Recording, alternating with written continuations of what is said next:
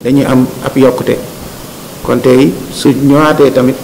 ba loolu amaat xel nangu na tamit ñu ñëwaat ba ci moom sàkkuwaat ci moom ñaan di sàkku ci moom ñaan mu ñaanal ñu suñu président de la république le président son excellence Macky Sall bi nga xamante ne moo ñu ñëw tabbuñu ci ministère bu nga xamante ne ministère bu am solo la ndaxte suñu nee way xarala bi artisanat daal dina ñi nga xamante ne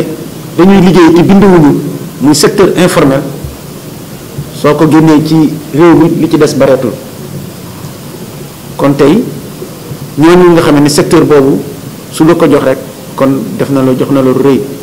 ñu bëgg nga ñaanal ñu président de la république wér kàttan li nga xam ne moom lay mbébét ci Sénégal yëpp yàlla defal ko ko mu mën ko def ci jàmm ak tey bakkan di tam ñëw di sàkku ñaan ngir li nga xamante ne président moo ñu teg suñu loxo muy département bi ñuy wax nii muy département bu am solo ñu def ba lim yéene ci ñun yëpp ñu mën ko am ñu jot ci maanaam ñu dem ba nga xamante ne lu muy bëggoon ci secteur bi ñu dem ba weesu ko yàlla mën na ko ñaan mën na ko ñun suñu engagement ak suñu pas-pas ak suñu taxawaay suñ ci boolee seen ñaan leer na ma ne incha allah dinañu mën a am résultat yooyu nga xam ne moom lañ ciy séentu secteur informel boobu maanaam ñi nga xam ne dañuy liggéey te binduwuñu ak ñi nga xam ne dañooy nekk ci way xarala yi muy artisan yi dañoo am solo lool ci dëkk bi ndax ñoom tey lu kii koo gis mu jaaxle daw amul fu ñu ko jëmale foofu ñoom ñoo koy récupérer jàngal ko àddina jàngal ko xam-xam jàngal ko liggéey ba ëllëg mu mun a jàppale askan wi jàppale boppam jàppale ay askan wi kon tey ñooñu fu ñu nekk te ñun ñi war nañ leen ci jàppale xam nañ ne nag am nañ ay jafe-jafe yu bari xam nañ ne tamit président de la république am na ci yéeneem yu bari loolu moo tax ñu ñëw di sàkku nga defal ñu ci ñaan ba loolu nga xam ne moom lañ ci yaakaar yépp ñu dem ba nga xamante ne dinañ ko ci mën a am ndax développement Sénégal mënul te weesu ñaar yi ma la wax muy ñi liggéey te binduwuñu ak way xarale yi ñooñu ñooy jéego ju njëkk pour développement président de la république bi muy waxee PSE muy programme Sénégal émergent li mu ci njëkk wax moom mooy soppi koom-koom bi ba nga xamante ne dina jur alal mais koom-koom gi ku koy soppi moom mooy soppi way ñi nga xam ne binduwuñu ndax ñoo ñu ci ëpp ci koom-koom di ñëwaat ci yow si seet si la di sàkku ci yow ñaan ndax Sénégal fii mu ne nii ñu ngi jànkuwanteeg feebar boo xamante ne muy mbas mi ñuy wax muy feebar bu metti àddina bi yépp wërngal këpp tëne leen tey mbir mi ñu ngi wundiwaat kon ñu ñaan ci yow ñaan pour que loolu ñu fi def mu dem ba nga xamante ne mu nekk loo xam ne dañ koy nettali di ñëw tamit ci yow di sàkku ci yow li nga xam ne xam nañu leer nañu ne ci nga dëkk moom mooy mesure barrière maanaam ku nekk dandante gi raxasu say loxo dandante ak bàyyi dem foo xamante ne soxlawu ko yooyu nga xam ne mesure barrière lañ ko wax ñu gën ñaan ci yow xam nañ ne ci nga dëkk de waaye dañu koy ñëwaat ci yow di la wax ne que nañ def tout nga gën cee wax nit ñi gën leen cee ñaax pour que loolu nga xamante ne moom mooy mesure barrière ñu mën fee ñun ñëpp jàppoo ko sàlloo ko ndax xam nañ ne tey mesure barrière yooyu kese lañu gis pour paj ak feggu ci feebar bi di ñaan ci xam naa ci lu gaaw ñu ñàkk bi mën a ñëw ba ñu mën a ñàkk ñëpp ba nga xamante ne feebar bi dinañ ko mën a saafara di wax ne que lii ñuy waa commission waa Capong lii ñu ñëw di ñu ñaan xam nañ ne ñun foofu suñu dëkk la ndaxte du tey def na juróom benn at ñun ñi ñoo demoon foofu réfectionner poste de santé bi teel di koy wutale ay équipement ba tey jii macha allah ma nga fay dox kon suñu ñëwee tey di fi ñëw dañuy sàkkuwaat ci ñu jàppale ñu leen ci li ñu mën barewul waaye incha allah dinañ ci jàpp di leen santati di leen gërëm ba ngeen demee ba ci seen xalaat ngeen xalaat ñu ci kon loolu lu rafet la ci ñun ndaxte su nit di def lu baax bàyyi la ci xel kooku da nga ko war a sant kon yéen ñëpp ñu ngi leen di sant di ñaanalaat monseigneur André Guèye yal na ko yàlla may kattan may ko wër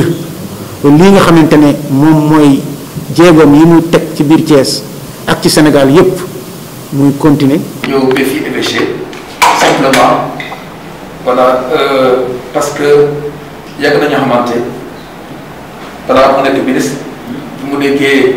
ne man la ñu tàmbal ma jiite jàngu bi fii dafa sol dàllam ñëw félicité ma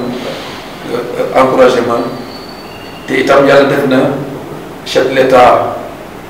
jox ko ay responsabilité chaque fois day ñëw fii xamal ma sàkku ñaan te loolu itam maa ngi ko ciy gërëm bu baax a baax ministère bi ñu ko dégg lu am maanaa la léegi ku dégg informel yaa ngi xalaat ci ñëpp ñi nga xam ne dañuy daan seen doole te du ñu fayeeku te ñu ngi def lépp ndax mën a yore seen njaboot moo tax ministère bi am solo léegi secteur yëpp la daal te turu ministère bi rek wane na gëdd ak dignité bi chef de l'État bëggal secteur bi ndax mu gën a fës ndegee secteur bu am maanaa la ci sunu économie dañ leen war a jàppale secteur dañoo war a jàppale secteur informel organiser ko yombal leen lu bare ndegee seen contribution li ñuy joxe ci koom-koomu réew mi vraiment am na solo tool moo tax itam ñu war a ñaanal monsieur le ministre ndax yàlla may ko kattan wër d'abord kattan ndax mu mën a réaliser mëtali lépp li nga xam ne monsieur le chef d'État mu ngi xaar ci moom te gërëm naa ko itam ci lii mu taxaw ci sunu wetu communauté chrétienne Thiès ak projet yi nga xam naa dina ci dugal loxo ndax itam joxe contribution léegi jàpp fi ñu koy tabax pour ñaan yàlla defe naa képp ki yàlla may war nga sédd ak yàlla ak mbooloo bi ci barke yi la yàlla dëkk kon monsieur le ministre li ngay def na ko yàlla delloo ci am ci wér ci barke bi ngay sédd ci suñu bopp. ci wàllu mbas mi tamit wax nga ci sànq rek indi yaa ngi taxaw ci communauté chrétienne bi nga xam ne yaa leen jiite. waaw loolu ñëpp ñoo ci war a taxaw te gis nañu ni ministre de l'intérieur wax fan yi jëmale ko ci mesure yi ñu war a appliquer ndege demoon na ba lim bi wàññeeku te mu ngi mel ni mbas bi mu ngi ñëwaat kon loolu itam engagé na suñu responsabilité ñun ñëpp citoyen dañoo war a taxaw ndax wàññi walante bi ak li ñuy tudd mesure barrière en tout cas maa ngi ñaan ñëpp ñu mën a sàmmonte ak digal yooyu te wax na monsieur le ministre ci suma wàllu bopp ci sunu célébration yi ci jàngu yi du ma noppi di yee nit ñi di leen yedd ndax ñu sàmmonte ak lépp li ñu teral ba mbas mi nu mën koo dàkkal fii Sénégal waaye ñu jiital ci ñaan yàlla itam ndege yàlla mooy borom yërmande mooy may wér ñi nga xam ne ñu ngi tëdd ci l'hôpital yi yàlla wëral leen yàlla bi nga xam ne itam moo ñu bind moo ñu moom dàkkal nu mbas mi fii ci Sénégal ak ci àdduna si sét bi ku bëgg nag yàlla defal ko war nga matali itam sa warwaar te yàlla dina ko barke. cité les prières afin que nous puissions avoir la force, l'intelligence et la capacité de réaliser les objectifs fixés par son Excellence le Président Macky Sall. Et j'espère, et j'en suis persuadé, comme à l'accoutumée, nous aurons votre soutien et vos prières. Nous sollicitons également vos prières pour que cette maladie, cette pandémie, cette terrible pandémie soit très bientôt un mauvais souvenir. En effet, les structures médicales ne seront plus capables très bientôt de faire face à une deuxième vague parce que les services d'hospitalisation sont tendus, les intervenants, les médecins et les infirmiers sont souvent presque à la limite de leur capacité physique et mentale. À cela s'ajoute que économiquement, M. John est là et pour pouvoir donner son avis dessus, économiquement, le pays ne sera pas capable de faire face à une deuxième pandémie. C'est pourquoi nous sollicitons encore vos prières afin que cette pandémie soit très bientôt un vieux souvenir. C'est également un lieu pour moi de demander à l'ensemble des Sénégalais de respecter les mesures barrières. Qui peut le plus doit peut le moins. Aujourd'hui, les mesures barrières sont la seule possibilité que nous avons pour faire face à cette pandémie. En attendant, peut-être très prochainement, que le vaccin soit effectif. Mais en attendant, nous devons tous respecter ces mesures barrières. C'est notre credo. Et nous sommes venus ici, sachant que vous êtes également un porteur de voix, une voix écoutée, que vous puissiez également demander à toute la communauté de respecter ces mesures barrières.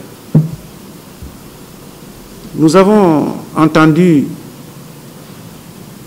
le comité de